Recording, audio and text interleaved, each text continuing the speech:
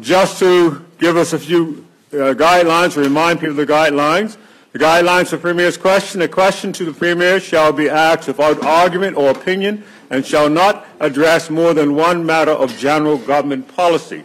Members wishing to ask questions should inform the Speaker before the sitting begins. I have been informed by members, and I do have a list. The Speaker will compile a list, which I just indicated, and the Speaker will extend courtesy to the Leader of the Opposition to put his question first. And just as a final guideline on that, the Opposition Leader may ask 3 questions. Other members may ask 1 question only, and only members asking questions may be afforded 2 supplementary questions. So to begin with, and remember the timeline on this is 30 minutes. And to begin, we'll ask the Leader of the Opposition, would you like to put your questions at this point? Yes.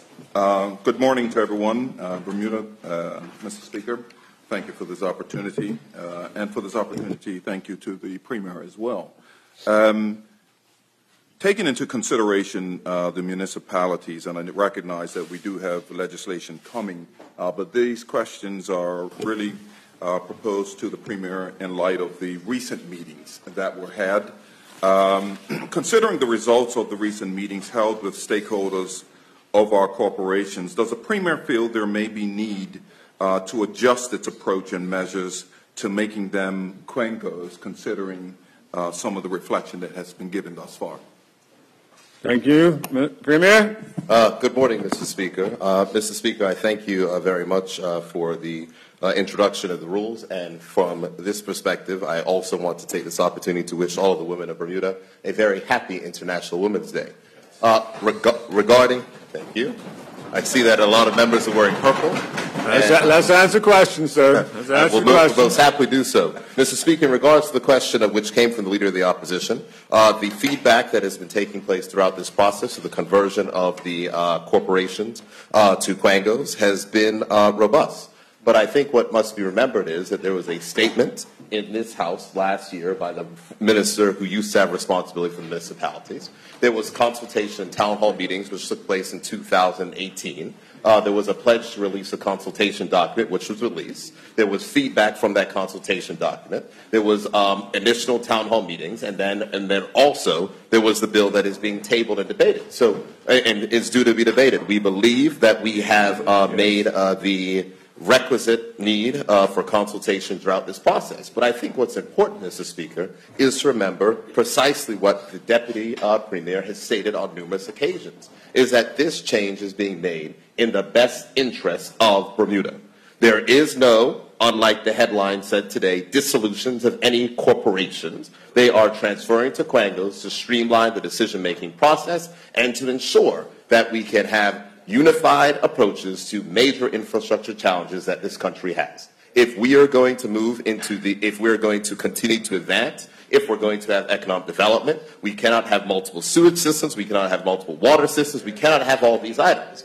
And though these things may be able to achieve underneath the current structure, the real question is, does it make sense to exist in an inefficient structure, or should you move things to make things more efficient? We believe in efficiency, and we hope ultimately that this measure will be supported by members opposite. Thank you, Premier. Would you like to put a second question or supplementary? Supplementary? Sorry, thank you, Mr. Speaker. Bearing all of that in mind, can the Premier tell us what he believed to be the difference in concerns between St. George's stakeholders and Hamilton stakeholders? Myself, having been to one of those meetings, I recognize there was a stark difference in concerns. Premier? I thank the honourable member for his question. I did not attend the St. George's Town Hall, and I have not been apprised of the full issues regarding the consultation. But on a broad level, the fact is that the two corporations are two different corporations. The corporation of St. George's is a largely residential place, whereas the city of Hamilton has far less residential persons and more commercial ratepayers. So from that perspective and for that particular structure, I would say that there are differences in the concerns from the particular bodies based upon the fact that there are two different corporations. But what's most important to recognize is Though there are two corporations, Mr. Speaker, there is one Municipalities Act. And in that one Municipalities Act, the changes which are being made are to make sure that we can effectively advance the interests of the municipalities in the most effective measure possible. We are not dissolving any corporations. We are not causing a new solution. What we are doing is we are changing it to a model which we believe can make sure that the items which need to be done in the national interest can be promoted in a lot more efficient fashion. Thank you. Second question or supplementary? Supplementary. I appreciate the Premier's short speech on that. I'm quite surprised that he's not aware of, in totality, the concerns with St. George's, knowing that that was pretty much one of the first meetings that was had. So hopefully he will become apprised of the concerns that they had. I heard them clearly. So taking that into consideration, knowing the stark differences between the two responses of the corporations, how will this one piece of legislation then take into consideration those differences, considering that they are quite drastically different? Thank you. Premier? Thank you, Mr. Speaker. Mr. Speaker, the legislation before us is the amendments to the Municipalities Act. The question was asked regarding the feedback from the individual corporations. I told the Honorable Opposition Leader that I did not attend the meetings.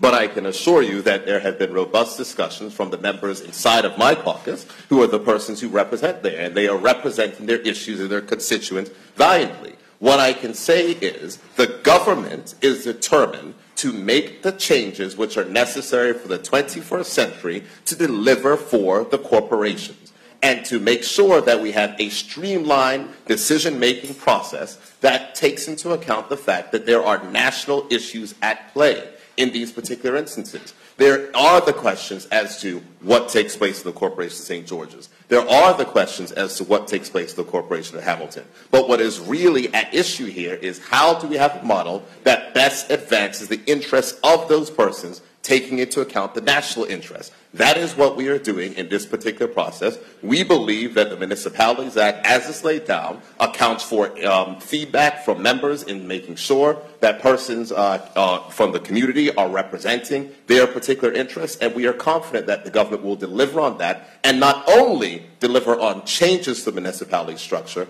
but also ensure that it works better for the residents that are there. That is the objective. This is about making sure that we can deliver better for them, and that is what the government will be judged on. Thank you. Would you like to put your second question now? Thank you, Mr. Speaker. Thank you, Premier. Yes, second question. Considering that we just recently had on, I believe it was Monday, a demonstration, and part of that demonstration had to do with the recent conviction of a pedophile, what was the main message and concerns that was it Friday? Sorry, thank you for the correction. Friday. What was the main concerns that the demonstrators had? Thank you. Premier? Mr. Speaker, I believe that that might be a matter of the public record. I think that Ms. Wanae Crockwell led it with speaking about the issues in their view of the inadequacy of sentencing and other particular items. So I think that is a matter for the public record. Supplementary? Yes, thank you, Mr. Speaker. Bearing that in mind, then, has any discussions been had since the demonstration or any thoughts further to the next steps concerning those grave concerns that they had? Premier? Thank you very much, Mr. Speaker. Mr. Speaker, as a number of my caucus colleagues, and I think even a few members from the opposition went to greet the persons who were gathered at Parliament 1 week ago.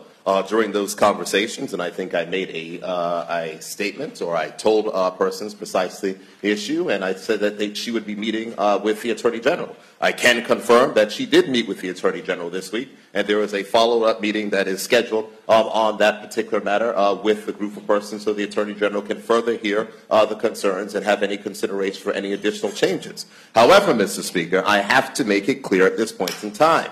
This government is the first government that has issued public notifications for the release of sex offenders when they're released from prison. This this government has already delivered, following the Joint Select Committee's report and recommendation, a register of sex offenders. The government has made changes to the treatment that happens, mandatory treatment inside of prisons, and also mandatory monitoring for persons who are newly convicted. So, and these are the things of which I expressed to Ms. Winnie Crockwell, some of those things that she was unaware of. It's important, but this is an important part of our democracy. But it is important to remember and to understand that we have made upgrades to the regime following the feedback which came from the Joint Select Committee, which was impaneled by this House, Mr. Speaker, and those changes have been made, and those changes will be in effect going forward. That is something that we've done. We can work collaboratively on these issues. I think in this entire House, we can agree that our children and our citizens of this country should be protected. Supplementary or new question? No. New question. Okay, she's the last question, your third question. Thank you very much. Yeah, thank you, Mr. Speaker. Bearing that in mind, and in the light of the last vein of questions just being asked, I'm just curious to get an update from the Premier as to why were the children involved with the latest investigation into abuse within the Child and Family Services Department not interviewed? Okay. Premier? Thank you, Mr. Speaker. I appreciate the question from the Honorable Opposition Leader, but as the Honorable Opposition Leader would be a former Premier, and he would note that issues that deal with matters of discipline inside the public service are not within the boundaries of the political representatives here, and those matters are handled exclusively by the established public service under Public Service Commission regulations. Thank you. Supplementary? Yes, supplementary. Is the Premier aware of any other organizations that may be investigating or questioning the children that were involved in this particular situation? Premier? Is the question, am I aware of anything else that's going on? Just restate your question. Sure. Is the Premier aware of any other organizations, departments, corporations or the likes? Is he aware of anyone else or institutions that are investigating or questioning the kids involved in this particular abuse situation? Premier? Mr. Speaker, at this time I am not aware. However, I undertake to ask the Attorney General, who has responsibility for Department of Child and Family Services, and revert to the Minister. I think that on this one we do not have to particularly play politics. We want to make sure that our children are protected and our children have the best standards of care, and I'm happy to work with the Opposition Leader to get whatever information that he requires. I may also suggest that this may be something that our newly impaneled oversight committees may have a chance to take a look at, because I think that it's important that what we have in the structures of government, we are making sure that things are held accountable and that we're doing things in the best interest of the citizens of whom we aim to protect. Thank you. That brings you close. Well, supplementary, okay. Supplementary. I appreciate the Premier's answer. In the light of what he just said, playing politics, certainly I'm not playing any politics with this. This is a serious situation, as we read in the newspaper on a regular basis now. Put a question to him. Yeah, I just want to get a commitment from the Premier that he will make this a priority to address the issue, because I'm concerned that there may be other cases coming forward. Thank you. Premier? Mr. Speaker, what I can say is that it is without question a priority for this government. I will ask the Honorable Attorney General to have a conversation with the Opposition Leader so he can be fully apprised of the status. As I said, this is not something that needs to have a political divide. I think all of us here are united in what is in the best interest of the children of whom we serve, and I don't want it to become a political back and forth because it's a very serious issue. So I'm happy to extend bipartisan cooperation and communication on that, as I think it is particularly important, Mr. Speaker. Thank you. That brings a close to the Opposition Leader's 3 questions. The next member who has a question would be the member from constituency 10. Member Dunkley. Thank you, Mr. Speaker. Good morning to you, colleagues, and to those listening today. Question to the Honourable Premier. Last year, the Honourable Premier made a number of announcements in regarding MOUs that this government had in connection with FinTech. So the question to the Honourable Premier, can the Honourable Premier please update on the deliverables committed in these MOUs signed last year by Binance, Medici Ventures, and Shift? Thank you. Premier. Thank you, Mr. Speaker. Regarding the issue of the company Binance, it is well known as part of the public record that Binance came to Bermuda with the intention of setting up their global compliance operations. But one of the things they could not get was banking services. So they went to jurisdictions that can provide them banking services. Since this government has been able to deliver on banking services, now we have since been in contact with the principals of Binance, and they have re-engaged with their legal counsel here and are moving forward with the application process throughout the Bermuda Monetary Authority. So that's the first issue when it comes to Binance. On the issue of Medici Ventures, conversations are ongoing with Medici Ventures in regarding what operations they will be looking to set up here in Bermuda. Specifically, I had conversations with Dr. Patrick Byrne, who is the CEO. Of course, he's well known to Bermuda as his brother used to be the chairman of the Board of Education of Bermuda, and those conversations are advancing. I think the other one that you asked, sorry, you named three. Shift. Thank you very much. Shift there was a conference call with the persons of Shift, I think 2 days ago or yesterday, regarding their involvement. As members will be aware, Shift signed a joint venture agreement with the local company Trunomi to work to pilot Bermuda's EID system. I think you would have seen those type of things in the press. That matter is moving forward. They're looking to resolve, they're looking to move those items forward. The cabinet has approved an item to move forward on that particular issue, and we're awaiting just some final confirmations before those things can be advanced. What I can say, Mr. Speaker, is that there is a fourth MOU that was also signed. That was with the company Omega One, which is a digital asset exchange. Omega One has applied to the Bermuda Monetary Authority for a digital asset business license and has received a approval for a digital asset business license. And we are scheduled to be on island to pick up their digital asset business license next week and to hold a press conference with the government. So this is excellent news as things are being progressed, Mr. Speaker. Thank you. Supplementary? Yes, Mr. Speaker. I thank the Honourable Premier for the answer. In regards to the MOU with Binance, the Binance Holdings Limited committed, and it was item number 3, they committed to, through the Binance Foundation, sponsor university-level training for Bermudians in blockchain, technology, and compliance in the amount up to $10 million. Question to the Honourable Premier, how much money has been spent to date? Premier? Mr. Speaker, there has been no money contributed to the FinTech Development Fund. When there's money that is contributed to the FinTech Development Fund, I'll be the first one to come to this House to say so. I think what we have to remember, and I want colleagues to understand, that these MOUs were signed to make sure that we had a working relationship with companies of whom we are trying to attract and set up our presence and set up jobs in Bermuda. When building a new industry, there are challenges. In this particular instance, the challenge is the issue of banking. It is something that the government is working assiduously on to fix. We are making progress in that particular area. As I have told the honourable member, we are still in constant communication, not only myself personally with the head as the minister responsible for economic development, in touch with the leadership of Binance. They are still committed to doing items in Bermuda once the banking issues are sorted. They are in touch with the new banks of which we have bank relations with, and we are hopeful that those matters will advance. I told the honourable member that those items are moving, and we look forward to progress in those sense. And I would expect and hope that the honourable member opposite will support these items as much as he wants to challenge them.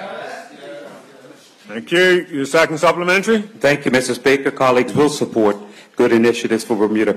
The Honourable Premier referred to the FinTech Development Fund, which is not mentioned in item number 3 of the doables by Binance Holding. So I asked the second supplementary to the Honourable Premier. Item number 4 says that Binance Labs will make up to $5 million available for investments in new Bermuda-based blockchain companies. Is that going to go through the FinTech Development Fund as well, or has that started to happen today? Premier? Mr. Speaker, I do not believe that those are items that are slated to go through the FinTech Development Fund. I think the FinTech Development Fund is very clear. However, I think the example of which we can see in other companies were Binance, the largest exchange by volume, now the 8th most valuable coin in the cryptocurrency in the world, and the infrastructure which they're building. You can see that Binance Labs is doing many things around the world. They are doing things in places of where they can get a banking relationship, Mr. Speaker.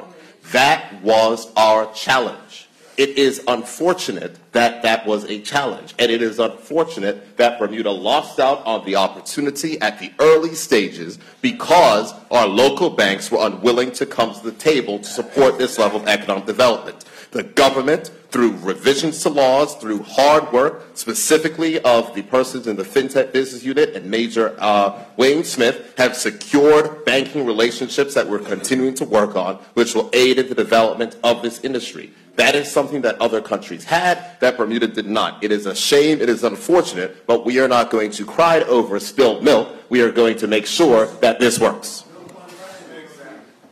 That brings a close to the questions from the member from constituency 10. The next member who indicated they have a question would be the member from constituency 31. You passed. The next on the list would be the Deputy Premier. Yes, Deputy Premier. Deputy Speaker. Deputy Speaker, I'm sorry. I put Deputy Speaker, I'm sorry. Deputy Speaker. I certainly don't need that permission, Mr. Speaker. Deputy Speaker, would you like to put your question? Yes, Mr. Speaker. Mr. Premier, what percentage of Bermudians are working on the construction of the new air terminal? Thank you very much, Mr. Speaker. Mr. Speaker, I think what is important to note is that this government, when it was elected on a mandate and a mantra to make sure that we put Bermudians first. And I think that there were a lot of complaints as to the level of persons who may not, who may have been on work permits that were at the airport site. I can confirm that when we assumed government that there was no existing requirement for the percentage of the hiring of Bermudians in the project agreement, and since the Progressive Labor Party has responsibility for the Bermuda Airport Authority, which is now under the able leadership of the government whip, who's doing a phenomenal job there at the Bermuda Airport Authority, there is now an existing policy that requires Skyport to commit to having a workforce made up of no less than 65% Bermudians and provide opportunity and employment to all Bermudians. And this is what's important. Even Bermudians who have a past criminal record, Mr. Speaker. This is something that we made sure to accomplish, and that, Mr. Speaker, is how you build a better Bermuda while putting Bermudians first. Thank you. Deputy, any further questions? Supplementary? No. We'll move on to the next member. The next member on the list is the member from constituency 19. Member, would you like to put your question? None? Okay. The next member would be the member from, and I don't see him in his seat, number 9. Okay. The Deputy Opposition Leader, would you like to put your question?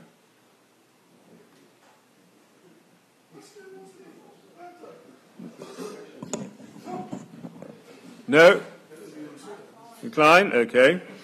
The next member on the list would be the honourable member from constituency number 11. Would you like to put your question?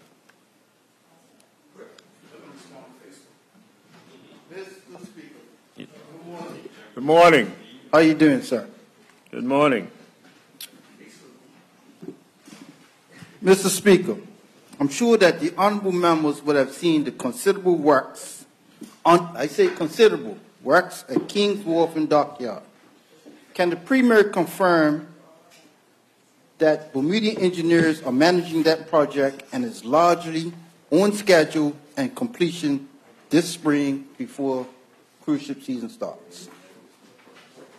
Thank you, Mr. Speaker. Mr. Speaker, I thank the honourable member from constituency number 11 for his question, because we regularly get to hear the honourable member or read the honourable member espouse what it's like to make sure that we celebrate Bermudian excellence in this country. And I think that the entire country can be proud of the Bermuda excellence that is on display, which is taking place at King's Wharf.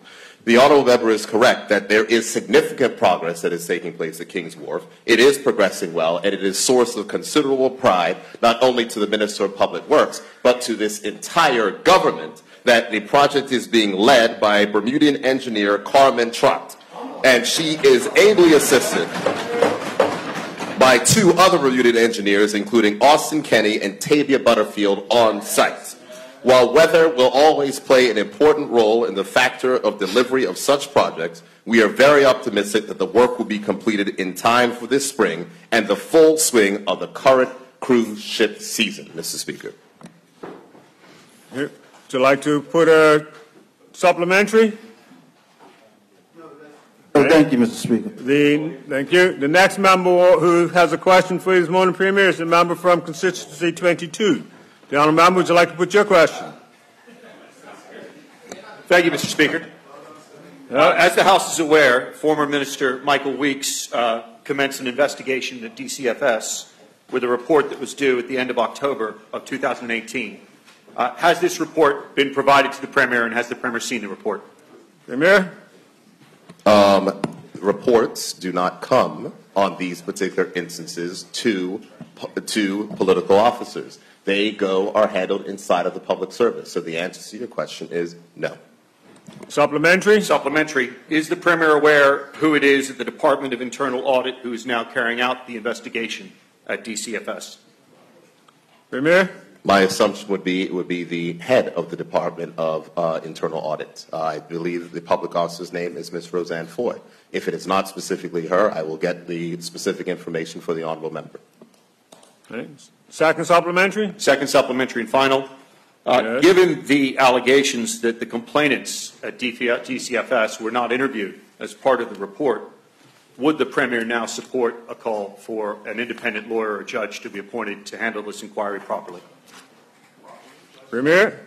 Mr. Speaker, I'm happy to take that particular item under advisement. I'm not prepared at this point in time to make any such commitment on the floor. As I spoke to the Honourable Opposition Leader, I will have him have a meeting with the Attorney General on this particular issue. As I said, this is something that I believe that we can work together on, and I believe that as this government has supported the additional oversight powers of this Parliament, I think it's something that is ideal for the oversight power of the committees to look at. I think that maybe the way that our oversight committees are structured may be broadened so that they can look at particular issues such as this, so that honourable members and backbenchers can be involved in these particular issues and handle them. I think that we have adequate energy inside of this House to look at those particular matters, and I think that we can all work together in a collaborative fashion to make sure that the interests of our children and the interests of our citizens who we are there to serve are best protected.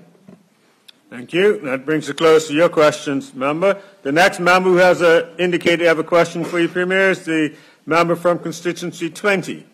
Member, would you like to put your question? Good morning, Mr. Speaker, and good morning, Premier. My question is around a gazetted PADI request that has been published between a contract that was made between the Department of Communication and Inter-Island Communications. I would like to know what the total contract was for the 2018-2019 relationship with Inter-Island Communication. The PADI request only is showing a published itemized list of services, but I'd like to know what the total amount was for that. Premier? Mr. Speaker, I do know that standing orders are not going to require me to answer a question that requires me to go with full research on such a matter, so I can certainly undertake specifically to get that particular answer back to the person. What I would say, however, is that the honourable member, sorry, Mr. Speaker, the honourable member is incorrect. It is not a PATI request. It is part of a PATI disclosure. So there was no request. Contracts that exceed a value of, I think it's either $50,000, have to be gazetted. And so all things are done in a regular fashion and order. And I would also like to remind members that the Public Access to Information Act was the idea of a former Progressive Labour Party premier. It was put into place under the former government and is continuing to provide this type of disclosure. I happen to believe, Mr. Speaker, that disclosure is healthy, and we will continue to make those disclosures and be held accountable for our particular actions. But what I can say, Mr. Speaker, is a fee-for-service contract, which was approved and blessed by the Office of Project Management and Procurement, and I'll be very happy to get the honourable member the specifics of which she's requesting, and in her supplementary, if she can be very specific, I'll make sure to get those particular answers to her. Thank you. Supplementary, or you're fine? Yeah, and my supplementary would simply be that, yes, I look forward to the total amount of all of the itemized lists of all of the services for the duration of that contract, which to me is from 18 to 19. Thank you. Next time, try putting a question. The next member, Premier, has a question for you is the member from constituency 8. Honourable member, would you like to put your question? Thank you, Mr. Speaker. Mr. Premier, the 2018 budget, it was indicated that the civil service would get a salary increase of 2.5% retroactive to April 1, 2017. In this year's budget, we say that and I quote, operating expenses, including operating expenses, is a 2% salary increase award to some public officers. My question is, can you differentiate why you have said some public officers will get 2% increase while others get 2.5 retroactively from last year? Thank you. Premier? Mr. Speaker, I'm a little bit confused by the question. I know that negotiations are taking place between the unions. I know that there was a mandate that was laid down by the Cabinet for a 2% increase. I'm not certain off the top of my head which unions have accepted that. I know for certain that Bermuda Public Services Union has done so. And so I cannot speak certainly, but I'm happy to get the specific answers as to the other unions which have accepted the pay offer of increase which is under this government. However, Mr. Speaker, I must also take the opportunity to remind all persons who are listening that there was no increase for public officers under the former government, Mr. Speaker. That brings us to a close of the 30 minutes allotted for the Premier's question. However, we still have 30 minutes on the clock for any other questions related to the statements this morning. And in fact, there's one member who has indicated they'd like to put a question to the Minister regarding her statement this morning.